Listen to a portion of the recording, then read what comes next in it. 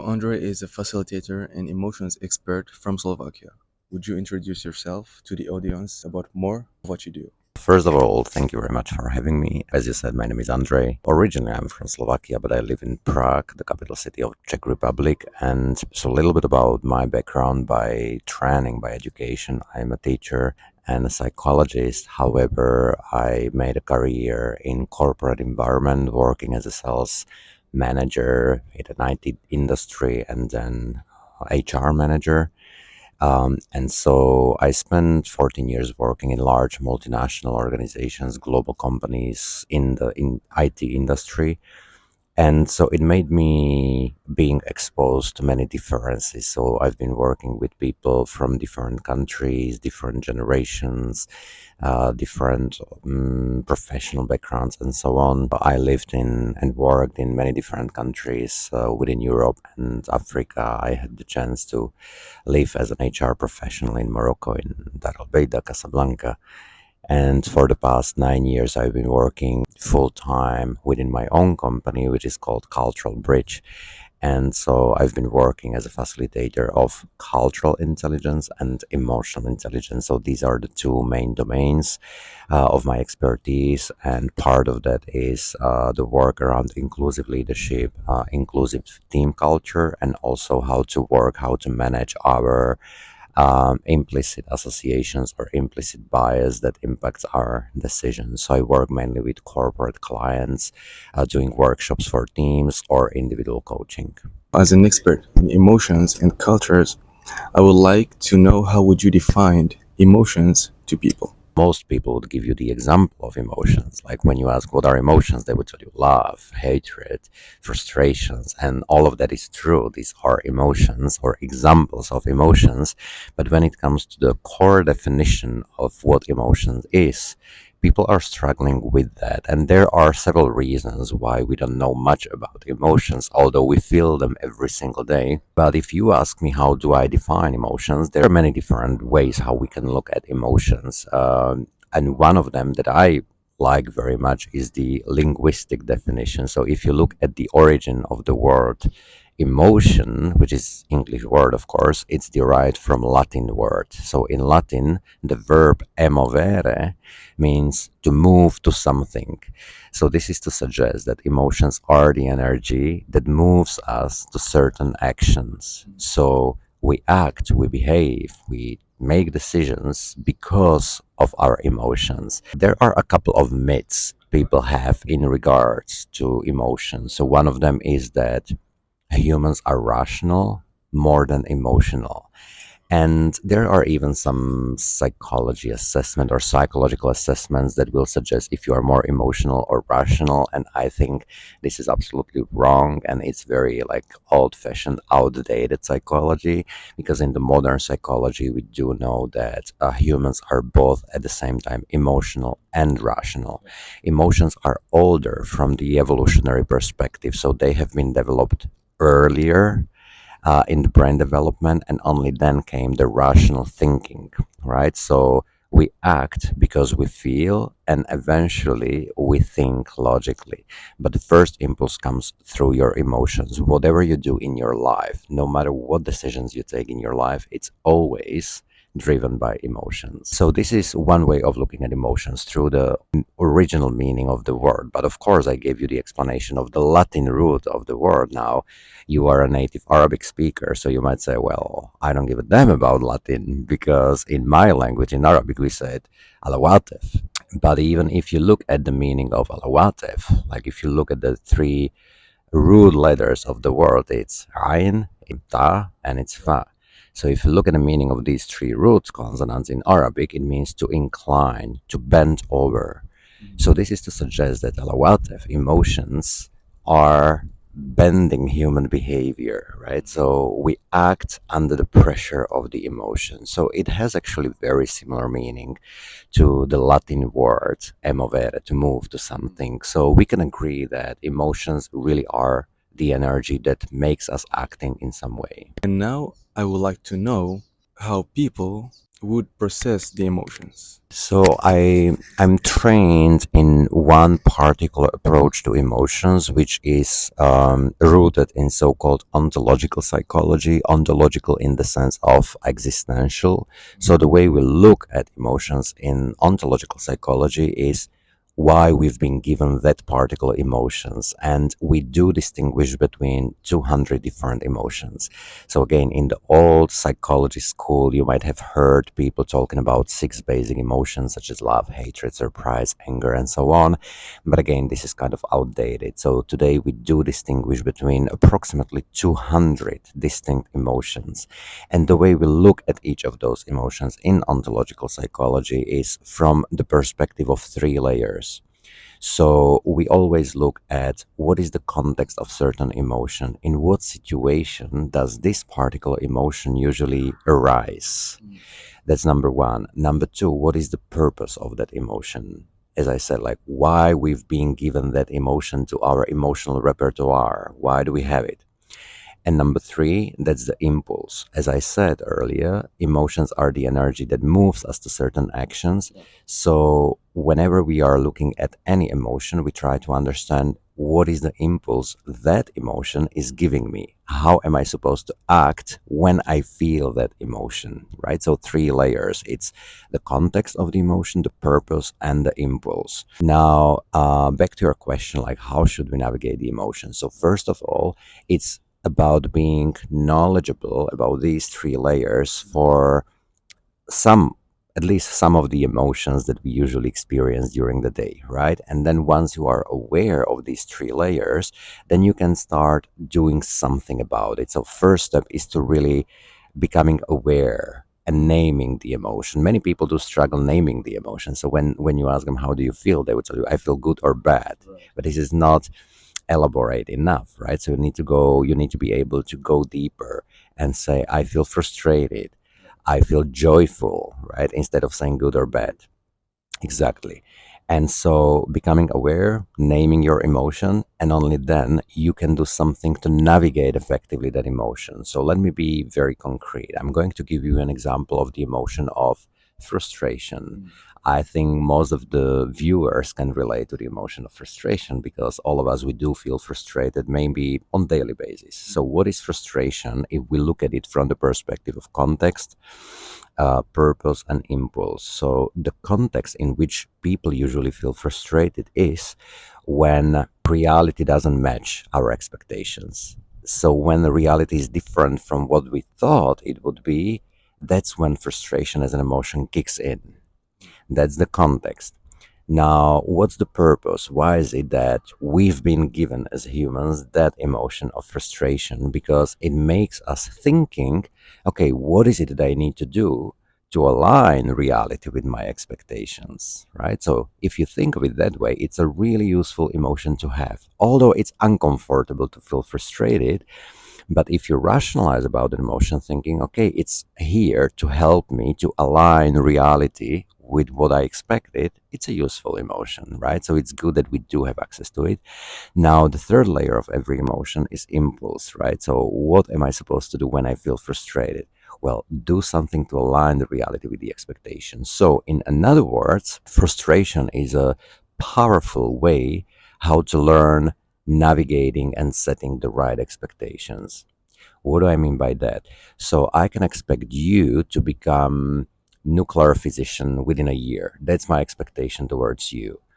And of course, you are not going to meet my expectation in a year because to study nuclear physics, it takes much more time, right? And you might not have the talent or the intellectual capacity to go that direction because you are interested in art, for example, or psychology. So after a year, I will check on you. So have you become a nuclear physicist? And you say no. So I will start feeling frustrated. Why? Well, because that's the context, right? So reality is different from what I expected. So I will feel frustrated, and I start, when I don't know how to navigate frustration, I will start blaming you. And I'll say, but I told you, I wanted you to become one, right? And you are not meeting my expectations.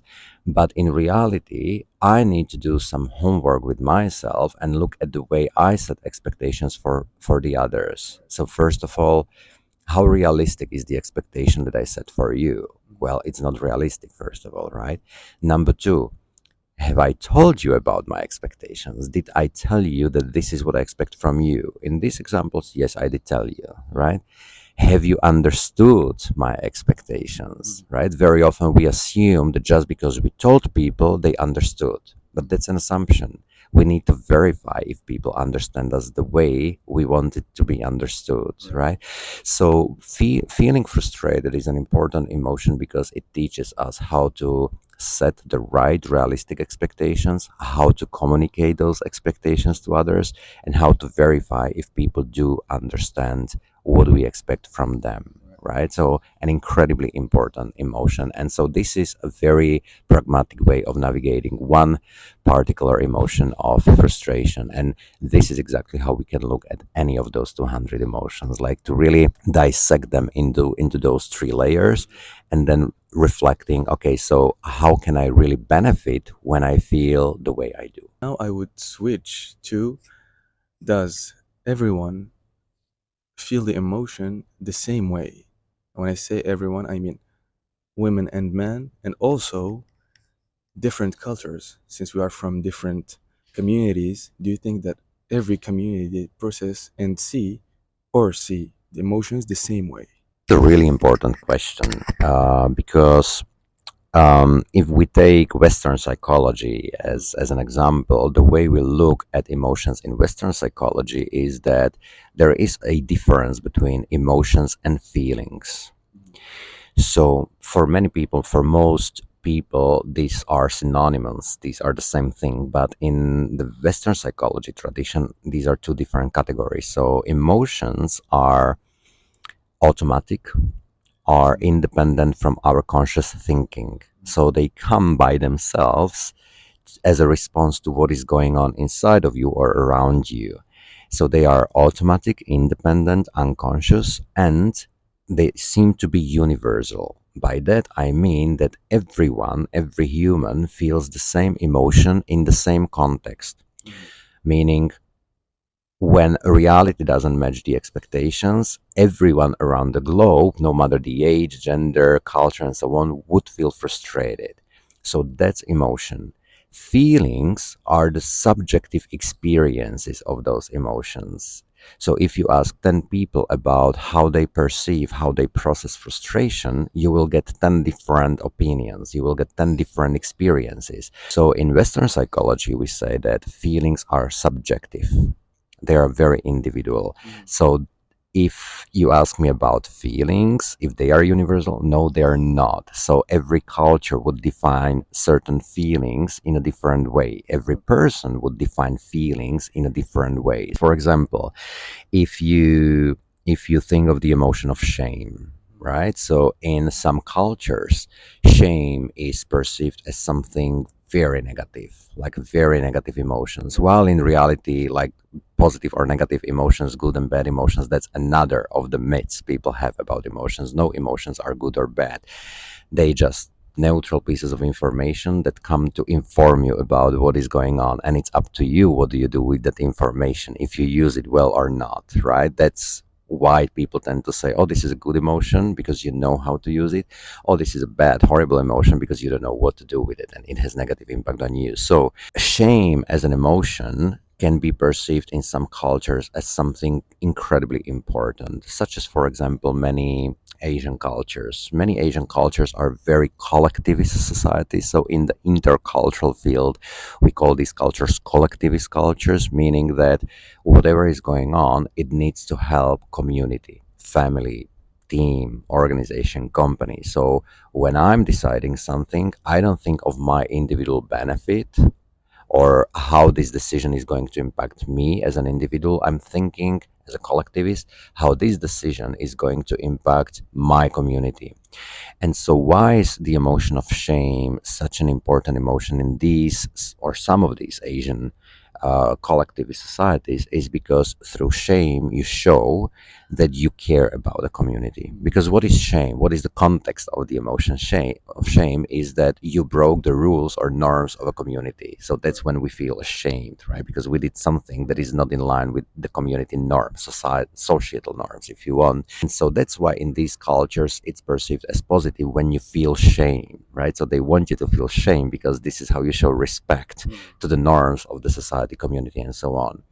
But now, if you think of the Arab culture, if I tell a client in coaching or in a workshop that it's important that you feel ashamed, I will get a lot of pushback, I assume, because culturally speaking, shame is perceived as a very heavy emotion in the Arab tradition, right? So I don't recall exactly the verb in Arabic language, but when your face turns black in Arabic, it means you brought a lot of shame to someone, right? So the emotion of shame in Arab tradition is connected to something very negative, something black, right? So something that should be avoided. Yeah, you in the Arab society, your name is a representation of your family tree. So if you do something that is shameful, you are bringing shame not only on you as an individual but on the whole family. So it is a very cultural or strongly culturally defined question of how do we look at certain emotions, right? When it comes to the question of gender, man, female, the myth that people have is that women are emotional, men are rational. This is not rooted in research at all. There is no research that would prove this correct. So it's simply a myth, a stereotype, a bias that we need to debunk. Because as I said earlier today, any human is both emotional and rational. Which is true, though, is that culturally speaking, in some cultures, women are empowered to show emotions. They are allowed to show emotions. They are supported and invited, like, be emotional. It's okay to cry. It's okay to be empathetic. Right. Because your cultural expectation is to take care of the others as a woman, as a woman, as a girl. But if you are a man, then you should not show your emotions. Right. Because you need to be the strong one, and there is a misbelief that emotions make you weaker, vulnerable, and so on. So this is not about if you are or you are not emotional. Every human is emotional, unless we are really looking at some mental disorders when people do have limited access to emotions, but these are mental disorders such as psychopathy or sociopathy. But a healthy, mentally healthy individual is emotional and rational no matter the gender, right? So it's rather the cultural norm if we allow men, women to show emotions. And then also some cultures are so-called emotionally affective culture or emotionally expressive cultures where it is okay to communicate through emotions. So if you think of cultures such as Italy, Spain, France, Arab societies, Arab cultures, Mediterranean, it is okay to communicate through emotions. Right. So you don't deliver or convey the message only through words, but also through emotions. But I come from a society that is described as emotionally neutral society, which means that we are raised in a way that whatever you feel, you don't show it. So you don't use emotions because it's perceived as lack of professionalism or lack of maturity if you show emotions. So whatever is going on, you describe it through words. You don't show emotions. And that can create a lot of tensions and misunderstandings, right? So emotionally expressive person expects you to communicate through emotions, but if I use my poker face, they have limited access to the information. They don't understand fully what is going on. So let me give you an example. When I worked in Morocco, one of my Moroccan colleagues, she was sharing very exciting news with me, and I told her, well, I'm very happy for you. And she said, but how do you feel about what I just shared with you? And I said, I just told you I'm very happy for you. You're not showing it. And she said, but you are not showing anything, right? So she needed to see the emotion, right? So that's the impact of culture on emotions. So at some point, you mentioned the Western psychology. And there's a lot of people who they know just the term of psychology. They think psychology is something general. Is there any other forms of psychology that you would like to elaborate with us? That's another brilliant question because I do agree with you that as someone trained in Western psychology and someone who comes from Europe, I don't want to imply and suggest that this is the only way how we can look at the human mind, on emotions, and so on. That would be very European centric or ethnocentric, and I don't want to be that one who is imposing European scientific approach to the rest of the world. So yes, that's a great question. There are different psychology schools around the world, and even if you think of the way how we look at human mind, human soul, on emotions, it's defined differently across cultures. So as a contrast, I can talk briefly about Islamic psychology, which is a relatively new field. So we don't know a lot yet because it started somewhere in the 70s, 80s of the 20th century, thanks to an amazing work of Dr. Malik Badri from Sudan, who kind of laid a foundation of Islamic, what we call Islamic psychology. And there is a strong contrast between the Western psychology and Islamic psychology in the way we look at human or human mind. So in the Western psychology tradition, we try to understand human behavior through the brain, through rational thinking, cognitive way of thinking, and so on. So everything is connected to head and intellect and brain, right? It's it's a strong contrast to how Islamic psychology looks at human mind, human behavior, because in Islamic psychology there is a belief that human is, or the human self, nafs, ilm nafs. That's why we call it ilm nafs that way, because it's the science about self. It's not about the brain only in Islamic tradition. It's about the brain, aql. Then you have ruh, soul. You have nafs, the self, and you have also qalb, heart, right? So in Islamic tradition, human behavior is much more complex than just brain or intellect. And so the idea of Islamic psychology is to bring balance between those four dimensions. So if someone wants to be healthy mentally, emotionally, and physically, they need to work on what we call tadhib al-akhlaq, like strengthening or polishing their character, right? So even this idea of navigating emotions more effectively is one way of bringing balance between qalb, ruh, aql, and nafs, right? So yes, there are different ways besides of Western psychology that can be highly effective in many different cultures, more than the Western psychology. We've been talking about emotions in different cultures and between men and women. You know that there's a lot of places where people they tend to suppress their emotions. They don't show their emotions in many cultures and in many places.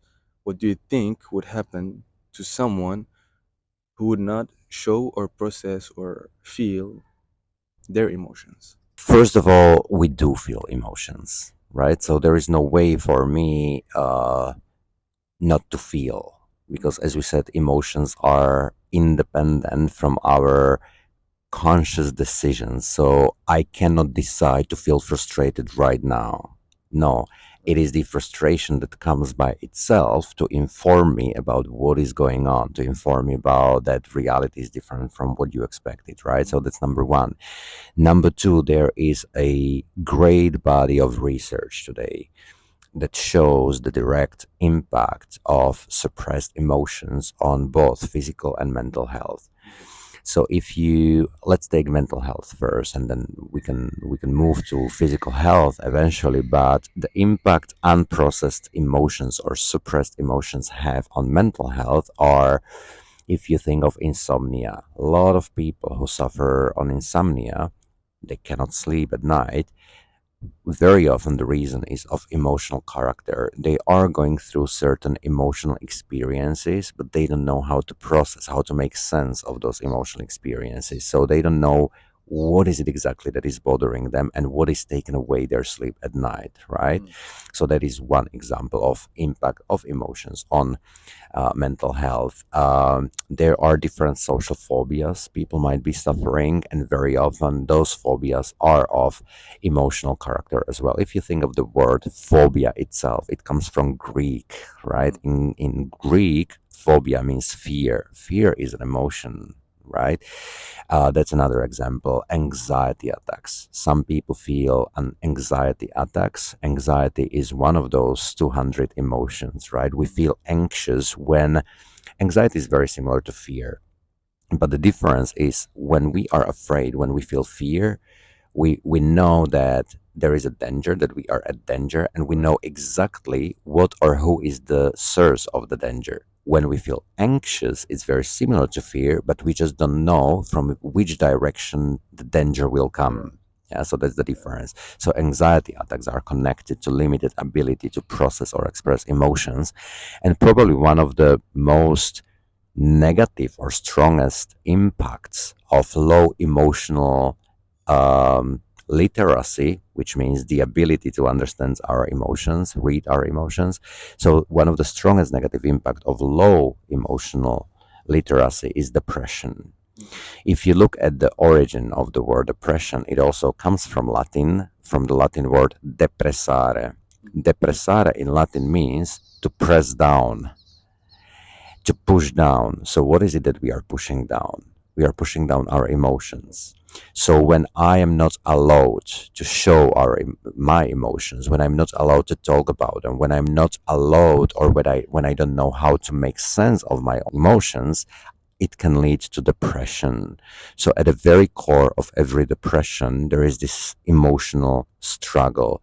So, it is incredibly important that we do raise children from early childhood understanding their emotions rather than telling them how to feel or how not to feel. Because if you watch many parents with the best intention in the world, most of the parents want to do the best for their children, but very often they do the opposite, actually unintentionally again. So when they see their child being sad, feeling sad, they say, oh, don't be sad. But it's not a conscious choice, right? It's not a choice. So instead we need to sit down with our children and help them understanding that feeling of sadness. Why are you sad? What made you sad? Have you lost something precious, someone precious? And what is it exactly? Right? We tell children who are bored, don't be bored, find something to play with. Boredom is an important emotion to experience as well, right? Instead of telling children how to feel, how not to feel, we need to help them learning about their emotional states, about their emotional responses, right? Because if we tell them, no, I don't want you to feel that way, the children, they develop this internal mental narrative that I will be likable, I will be lovable only if I don't feel, if I don't have certain emotion. Only then I will get attention from people who matter to me. And that's a very dangerous narrative if you think of it. There are so many adult people who are detached from themselves, from their emotions, because they want to please people around them. So these are some of the negative implications of low ability to understand emotions on mental health.